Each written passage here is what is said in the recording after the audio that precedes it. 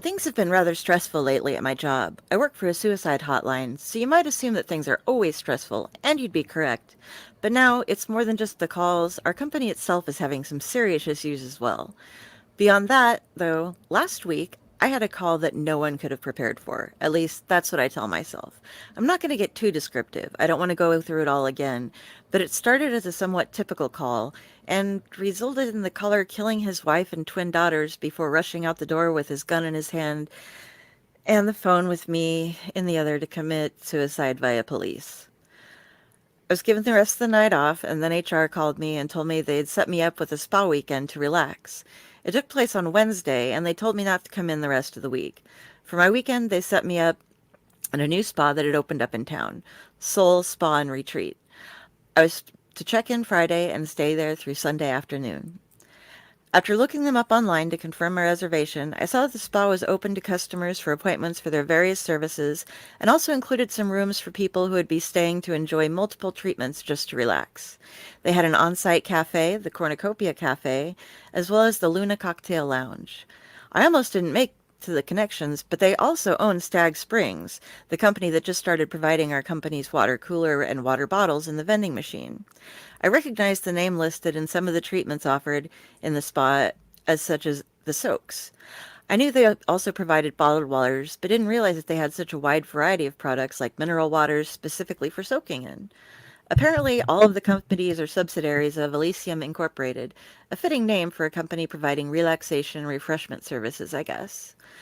I packed comfy clothes and a couple of nicer outfits in case I decided to go to the Luna and left my cats some extra food and water for the weekend. The building was set so that separate entrances were available for the spa, the cafe, and the lounge on one side for people just coming in for a single visit, and around to the side was the entrance to the retreat section, which held the rooms as well as its own entrances to those services.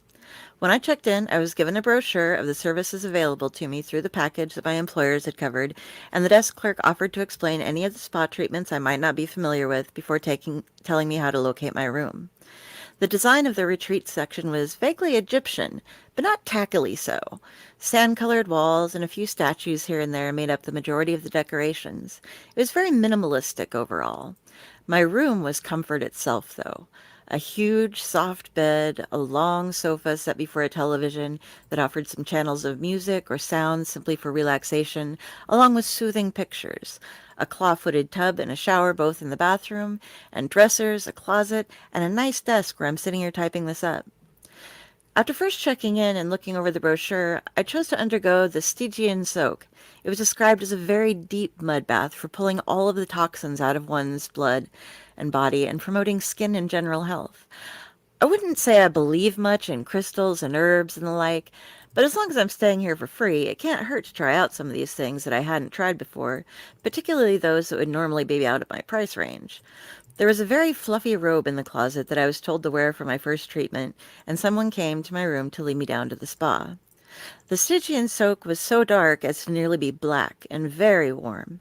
After I settled in, the attendant smeared some mud over the majority of my face and neck as well, and then covered my eyes with apple slices. I had assumed there would be cucumbers involved, but I wasn't going to argue. I don't know anything about this stuff. She offered to bring me in something to drink if I would like, water, juice, or a smoothie, as at this point putting alcohol in my body would just be adding a toxin while they were trying to remove them from my body. When she mentioned the pomegranate smoothie, I went for it. That stuff is expensive. I might as well enjoy all of the freebies.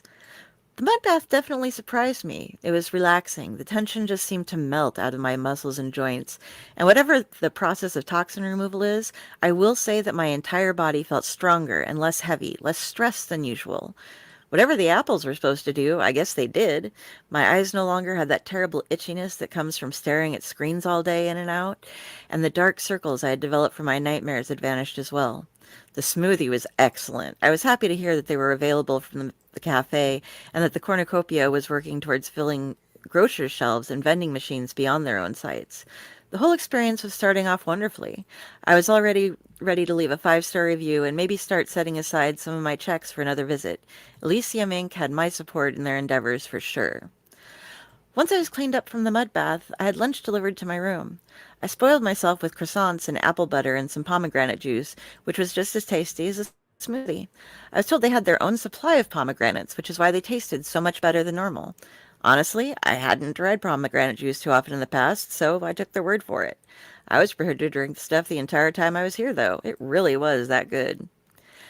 After lunch, I was scheduled for a massage with some of their lavender lethargy lotion in my room.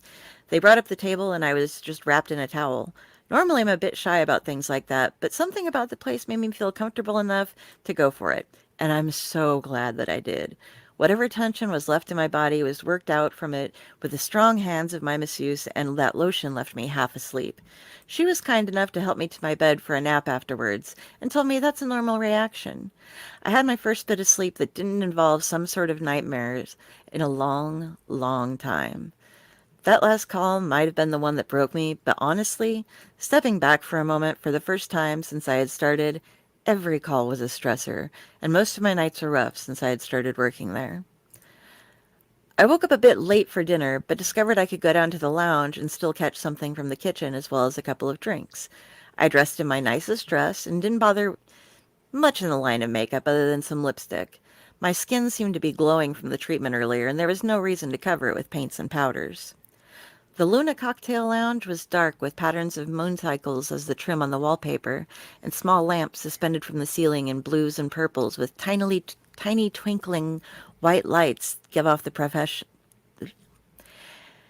With tiny twinkling white lights, it gave off the impression of twilight. I took a seat just off the bar and ordered a basic cheese and olive tray to nibble on while I had a glass of wine. There were some other customers and a few at the bar and some at the tables that had couches and armchairs around them having subdued conversations, all of it blending in with the ambient music. When the bartender came back to clear my dishes and offer another drink, he asked me if I would like to try one of their signature cocktails. Looking over the menu, I asked him what exactly the Green Ferryman was. I had heard of a green fairy before, but I'd never tried absinthe. Perhaps now is the time. He told me it was a traditional absinthe, sugar cube, and water drip which substituted a variety of stag spring water as the water drip. Generally, it was suggested for those who were drinking to forget something. As that was the reason that I was there, I decided it would be the perfect end to the night. I had two, I believe, or was it three, Green Ferrymen before I realized that they were quite potent, and I decided to call it a night. I needed to use the bathroom before wandering back to my room, so I headed off in the direction that they were in. At least I thought so. I hadn't actually used them, but I had seen a few people leave and go down that hallway and assumed that was where they were going. You know what assumption does, but I learned again well, very interesting way. Walking down the hallway, I heard some noises coming from further down. There seemed to be panting, mewling, cursing, and the occasional bitten-off shout. I began to wonder if there wasn't something even more relaxing where those sounds were coming from, if you know what I mean. Feeling rather naughty, but also quite inebriated and curious, I followed the hallway to a door, and then down a flight of steps. I was thinking that either some couple had wandered off to a storeroom, or perhaps I had discovered a secret sex dungeon and wondered why the doors weren't locked, or at least monitored, when I was able to identify the door from behind which the noises were coming. It was warmer here. I thought perhaps the water heaters were close by, and I was sweating a bit. I quietly opened the door to peek inside, and that's when I discovered how completely wrong I was. Heat washed over me from the crack in the door I'd opened, and within that room it had to be well over 100 degrees. The room was carved stone somehow, unlike the wooden walls of the hallway, and strapped tightly to a stone near the far back corner was a man with a rag wrapped stick in his mouth.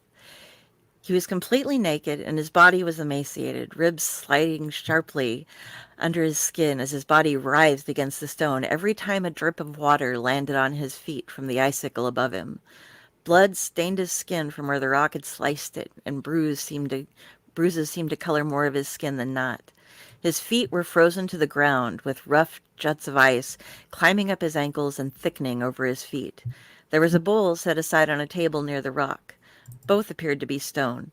He looked at me the second I cracked the door and began gesturing his head towards the bowl and looking nearly relieved. That the man was being tortured was obvious, and definitely not in the way I initially thought. Either way, there was no way I was setting foot in that room. The heat was too much, and I had no desire to go anywhere near whatever that ice was. Perhaps this was where the other people had gone to hold the bowl over him for a while.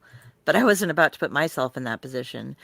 I closed the door, wincing at his muffled screaming and sobbing when he realized I wasn't going to help him, and made my way back up the stairs. The bartender caught me when I was coming out of the hallway and asked if I was okay before having someone escort me back to my room. They set a couple of bottles of water near my bed and got off my shoes before tucking me in. This morning, I decided to get a smoothie delivered along with some pastries in my room for breakfast while I type all this out. I've really found a gem of a place here. I wish I could just stay forever. I've scheduled some wraps and scrubs for later today, and we'll get a mani-pedi and waxing done tomorrow so that none of the treatments damage the polish. When I opened the desk drawer to find another cable, I discovered a number of brochures in there, including one from my company, along with one from another company that looks to have similar aims, a crisis center. When I looked them up online, I saw they were hiring, and for a good deal more than what I'm being paid. I love my company. They provided this weekend of bliss for me, but they were also the reason that I needed to have something like this to begin with. At least the other place, I might be able to afford it on my own. You're probably wondering about the guy in the basement. Could it have been the drinks? It might have been, but I highly doubt it. Well, let me forget all about why I was here to begin with. Other than the general inebriation, there was no other effect, not even a hangover, and it was far too real to all my senses. I can still recall the smell of his filthy body and sweat. I can see perfectly his bloodshot eyes flickering over everything in the room, and the way his mouth was raw against that stick and the cloth shoved in it. I remember the deadening of his skin, of his legs, or the coldness against the ice. I hadn't really thought about it all last night, but that had to be why the skin there looked so bad. He really must have been in there for a while. I wondered how often they fed him. I have no idea how that ice was staying attached to the ceiling with how hot it was in there, nor how it reformed when it landed on him. But I'm not a scientist. I probably should be more concerned, but this place is really wonderful. I've seen the miracles that they can do with whatever it is they have in the waters here. I was broken and am being healed. He must have a reason for being the way he is. If they think he needs to be broken, I'm sure they know what they're doing. I'm not going to let it ruin the rest of my stay either. On a final note, if you get a chance to try a product from Elysium, I suggest you treat yourself well and do it.